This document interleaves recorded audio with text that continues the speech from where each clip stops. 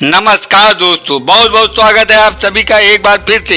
जी हाँ दोस्तों, पूरे दिन की कई महत्वपूर्ण और अहम खबरें सामने निकल कर आ रही हैं। जानेंगे सभी खबरों को विस्तार से। तो दोस्तों, खबरों में आगे बढ़ने से पहले वीडियो को एक प्यार भरा लाइक जरूर कर दें और ताज़ा खबरों को जानने के लिए चैनल को सब्सक्राइब जरूर कर लें। तो देखते हैं पहली बड़ी खबर क्या निकल कर आ रही है। भारत को घेरने की कोशिश में पाकिस्तान, रूस, चीन समेत 7 देशों के साथ ISI की गुप्त बैठक। अफगानिस्तान में तालिबान की वापसी के बाद पाकिस्तान लगातार कई देशों के साथ संपर्क में है। सूत्रों ने कहा, पाकिस्तान, चीन, रूस और 5 अन्य मध्य एशियाई देशों ने खुफिया प्रमुखों ने शनिवार को इस्लामाबाद में अफगानिस्तान की स्थिति पर चर्चा करने के लिए एक मुलाकात की। पाकिस्तान की इंटर सर्विसेज इंटेलिजेंस ISI के महानिदेशक फैज हामिद द्वारा आयोजित चर्चा में चीन, रूस, ईरान, कजाकिस्तान, तजाकिस्तान, तुर्कमेनिस्तान और उज्बेकिस्तान के खुफिया प्रमुखों की भागीदारी देखी गई। विशेष रूप से पाकिस्तान, चीन, ईरान, तजाकिस्तान, तुर्कमेनिस्तान और उज्बेकिस्तान के विदेश मंत्रियों ने इस उद्देश्य के लिए इस सप्ताह की शुरुआत में मुलाकात की थी। रूस बैठक में स्पष्ट रूप से अनुपस्थित था। उच्च स्तरीय बैठक जनरल फैज हमीद के अफगानिस्तान की राजधानी काबुल से लौटने के कुछ दिनों के बाद हो रही है, जहां उन्होंने तालिबान के निमंत्रण पर दौरा किया था। रिपोर्टों के अनुसार शक्तिशाली खुफिया प्रमुख के नेतृत्व में पाकिस्तानी प्रतिनिधिमंडल के साथ तालिबान नेतृत्व में पाकिस्तान और अफगानिस्तान की सुरक्षा, आर्थिक और व्यापारिक संबंधों के तत्काल भविष्य पर चर्चा की। इस बीच रूस और अन्य मध्य एशियाई देश के अफगानिस्तान में तेजी से हो रहे घटनाक्रमों की बारीकी से निगरानी कर रहे हैं और जब से तालिबान ने अमेरिका समर्थित अफगान सरकार के खिलाफ अपना आक्रामक अभियान शुरू किया है, तब से उन्होंने अपना पहरा लगा दिया है, जिसकी परिणति अमेरिकी सैनिकों की वापसी के बीच लोकतांत्रिक शासन के पतन के रूप में हुई। तालिबान नेता का ऑडियो वायरल, पाकिस्तान पर लगाए गंभीर आरोप, कहा फिर से जंग में धकेला जा रहा है। अफगानिस्तान में अमेरिकी फौज के लौटने के बाद बीते दिनों तालिबान ने काबुल पर कब्जा कर लिया था। 15 अगस्त को तालिबान ने काबुल में घुस गए थे, जिसके बाद से ये कहा जा रहा है कि तालिबान नई सरकार के गठन को लेकर फैसला नहीं ले पा रहा है। तालिबान ने हाल में ही अंतिम सरकार का ऐलान तो कर दिया, लेकिन अब शपथ ग्रहण को टालना पड़ा है। इन सब के बीच में एक तालिबान नेता का कथित ऑडियो सामने आया है, जिसमें कि वो कह रहे हैं कि पाकिस्तान ने अफगानिस्तान का नुकसान कर दिया है और एक बार फिर जंग की ओर धकेल दिया है। सोशल मीडिया पर शेयर इस वीडियो को ऑडियो क्लिप को तालिबान नेता मुल्ला फजल खुंद का बताया गया है, जो कि तालिबान की नई अंतिम सरकार में उप रक्षा मंत्री बनाए गए हैं। इन ऑडियो में वो कह रहे हैं कि पंजाब यानी पाकिस्तान हमारे यहाँ सब कुछ तबाह कर रहा है। वो ISI प्रमुख हमीद फैज की हाल में काबुल यात्रा को पाकिस्तान और उसको नुकसान पहुंचाने की चाल कह रहे हैं। ऑडियो में वो कह रहे हैं कि पाकिस्तान ने अफगानिस्तान के पूरे भविष्य को बर्बाद कर दिया है और एक नए युद्ध की तरफ धकेल दिया है।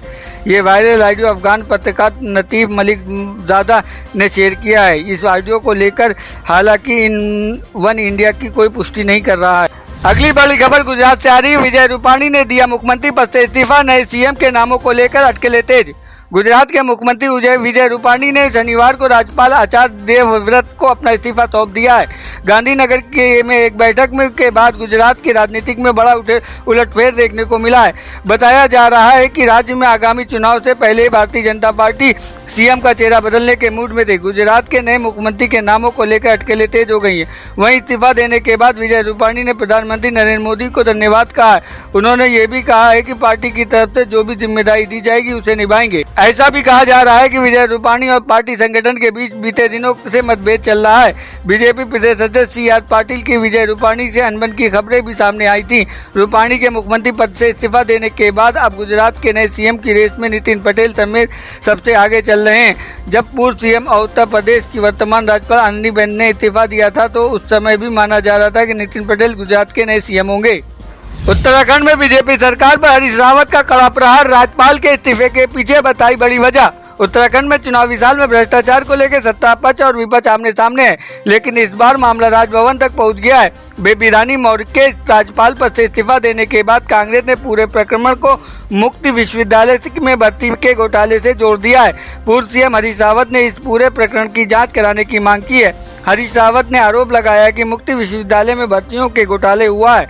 इतना ही नहीं, हरीश रावत का कहना है कि इस प्रकरण के कारण गवर्नर की बलि दी गई है। उत्तराखंड के पूर्व राज्यपाल बेबी रानी मौर्य के चुनावी साल में अचानक इस्तीफा देने के पीछे उनका सक्रिय राजनीति में लौटने का दावा किया जा रहा है। बीजेपी के सूत्रों दावा कर रहे हैं कि बेबी रानी मौर्य को यूपी चुनाव में अहम जिम्मेदारी देकर पार्टी उनको चुनाव में इस्तेमाल करने जा रही है। लेकिन अचानक इस्तीफे को लेकर विपक्ष ने राज्य सरकार को घेरने का मौका मिल गया है। कांग्रेस की ओर से पूर्व सीएम हरीश रावत ने बीजेपी पर जमकर हमला प्रहार किया है। हरीश रावत ने बीजेपी पर फर्जीवाड़ा करने का आरोप लगाया है। उन्होंने कहा है कि पूर्व गवर्नर बेबी रानी मौर्य को अचानक इस्तीफे के बाद मुक्त विश्वविद्यालय में की भर्तियों में हुआ घोटाला बहुत चर्चा में आ गया है। उन्होंने मांग की है कि शासन में कौन सा जिम्मेदार व्यक्ति है जिसने ये घोटाला करवाया है और जिसके लिए गवर्नर की बलि ली गई है। बड़ी खोज का विषय है। हरीश रावत के बीजेपी पर गंभीर आरोप लगाने के बाद चुनावी साल में राजनीतिक माहौल गर्मा गया है। केरल में सुधर नहीं रहे हालात, 2/3 से ज्यादा नए मामले मिले। कोरोना से देश भर में 308 की मौत, एक्टिव केस भी बढ़े। केरल में कोरोना महामारी का कहर जारी है। राज्य में एक मामलों में नई कमी नहीं आ रही है बल्कि संक्रमित बढ़ते ही जा रहे हैं। पिछले 24 घंटे में देश में मिले कुल 33,000 नए मामलों में 25,000 केस अकेले केरल में पाए गए हैं। यही नहीं, 308 मौतों में से केरल में 177 मौतें हुई हैं। ये हालात तब हैं जब राज्य में कोरोना संक्रमण की रोक के लिए तमाम पाबंदियां लगाई गई हैं। अगर पूरे देश की बात करें तो महाराष्ट्र और दक्षिण भारतीय राज्यों में छोड़ देते हैं तो हालात नियंत्रण में हैं। केंद्रीय स्वास्थ्य मंत्रालय की तरफ से शनिवार को सुबह 8 बजे अपडेट किए गए आंकड़ों के मुताबिक सक्रिय मामलों में भी 870 की बढ़ोतरी हुई है और वर्तमान में सक्रिय मामले 39,516 हो गए हैं, जो कुल संक्रमित में का 1.18% है। उत्तर प्रदेश और मध्य प्रदेश और राजस्थान में 10 से भी कम नए केस मिले हैं, जबकि दिल्ली में समेत कई राज्यों में इनकी संख्या 100 से कम है। लग सकता है झटका, फिर बढ़ेंगे रसोई गैस के दाम, वाहन चलाना भी होगा महंगा। महंगाई की मार झेल रहे लोगों को एक बार फिर जोर का झटका लगने वाला है। दिल्ली, मुंबई जैसे शहरों में सीएनजी, पीएनजी पाइपलाइन रसोई गैस दाम फिर से बढ़ सकते हैं। अक्टूबर में 10 से 11% तक के इनके दामों में इजाफा हो सकता है। ICICI सिक्योरिटीज की एक रिपोर्ट के अनुमान लगाया गया है कि सरकार द्वारा निर्धारित गैस के दाम की करीब 76% बढ़ने वाले हैं, जिसका असर सीएनजी और पीएनजी की कीमत पर पड़ेगा। दरअसल डोमेस्टिक गैस पॉलिसी 2014 के तहत 6 महीने में नेचुरल गैस की कीमत तय की जाती है। इसके लिए सरकार गैस अधिशेष वाले देशों की दरों का इस्तेमाल करती है। प्राकृतिक गैस की कीमतों के लिए सरकार सार्वजनिक क्षेत्र में ऑयल एंड नेचुरल गैस जैसी कंपनियों के प्रत्येक 6 महीने में समीक्षा करती है। अगली समीक्षा 1 अक्टूबर को होनी है। ऐसे में उम्मीद की जा रही इनके दामों में इजाफा होगा।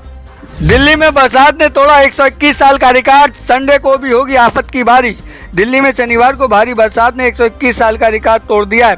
मौसम विभाग के अनुसार दिल्ली में इस साल बीते 121 साल के में सबसे ज्यादा पिछले 24 घंटे में बारिश हुई है। सितंबर में 390 मिलीमीटर की बारिश हुई है। इससे पहले 1944 में सितंबर में इससे अधिक बारिश दर्ज की गई थी। सितंबर 1944 में 417 मिलीमीटर बारिश की दर्ज की गई थी।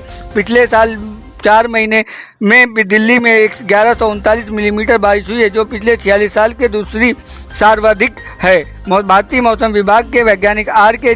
जेनामनी ने मुताबिक दिल्ली में पिछले 24 घंटे में हुई बारिश में 121 साल का पुराने रिकॉर्ड तोड़ दिया है। इससे साथ ही सितंबर में अब तक हुई बारिश ने 77 साल पुराना रिकॉर्ड दर्ज किया है। जानकारी ये भी मिली है कि 4 महीने के लिहाज से भी राजधानी में अब 46 साल का रिकॉर्ड दर्ज कर दिया गया। जेमनानी ने बताया कि दिल्ली एनसीआर के अलावा राजस्थान, पंजाब में तेज बारिश का दौर रविवार को भी जारी रहेगा। इसके बाद 17-18 सितंबर को दिल्ली में फिर से बारिश होगी। यूपी में ब्राह्मण राजनीति का दौर, एसपी, बीएसपी और बीजेपी के बाद अब आम आदमी पार्टी ब्राह्मणों को रिझाने में जुटी, बनाई है रणनीति। यूपी विधानसभा चुनाव नजदीक आते ही सभी पार्टियां रणनीति बनाने में जुट गई है। इस दौरान जातिगत समीकरणों को साधने की कोशिश की जा रही है। इसी कड़ी में सपा, बसपा और भाजपा के बाद अब आम आदमी पार्टी भी ब्राह्मणों को लुभाने में जुट गई है। वे इसलिए कि प्रदेश में चाणक्य विचार सम्मेलन आयोजित करने जा रही है।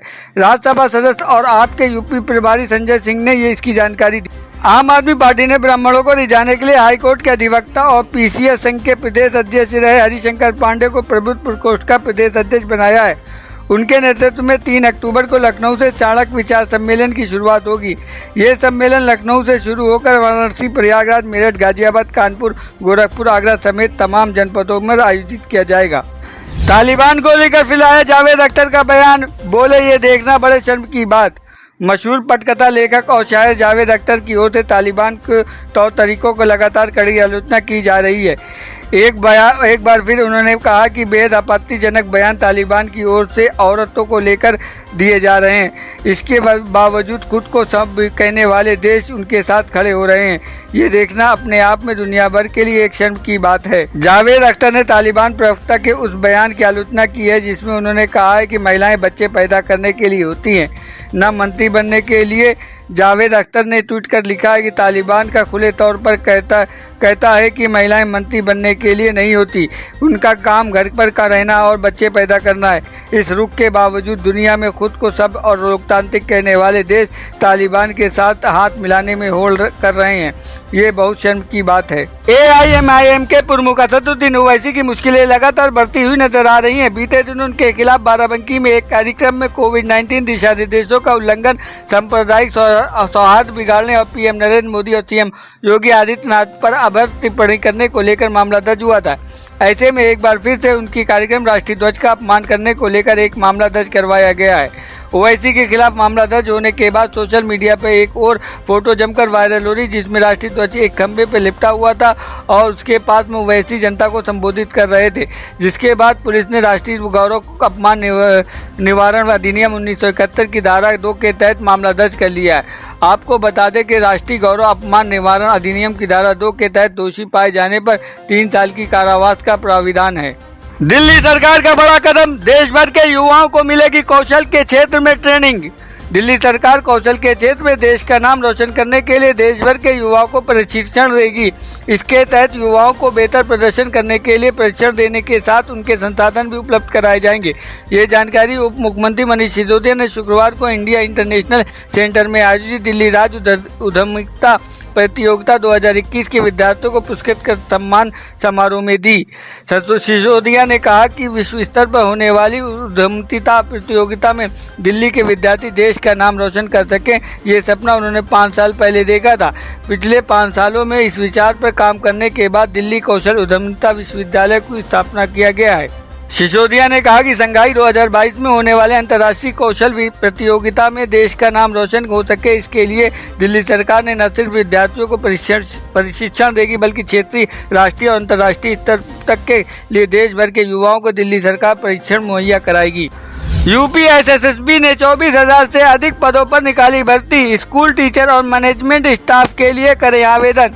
उत्तर Pradesh school staff selection board USSSB ने 24,000 से अधिक खाली बड़े पदों को भरने के लिए भर्ती की अधिसूचना जारी की है। 11 सितंबर दोपहर 2 बजे इस भर्ती के लिए आवेदन प्रक्रिया शुरू हो चुकी है। इच्छुक उम्मीदवार बोर्ड के आधिकारिक वेबसाइट www.upssb.org पर जाकर आवेदन कर सकते हैं। आवेदन करने की लास्ट डेट 10 अक्टूबर 2021 है। आपको बता दें कि UPSSB ने स्कूल, कॉलेज शिक्षक, लेखाकार, कंप्यूटर ऑपरेटर, कैशियर, प्रबंधक, ऑफिस बॉय, हेल्पर, सुरक्षा गार्ड और चपरासी पोस्ट के लिए 24,178 भर्तियां निकाली हैं। बढ़ते हैं सर्राफा बाजार की ओर, जानेंगे देश में सोने और चांदी के दामों में कितनी गिरावट और बढ़ोतरी हुई है। सर्राफा बाजार में सोने के दाम में 105 रुपये प्रति 10 ग्राम की गिरावट देखने को मिली।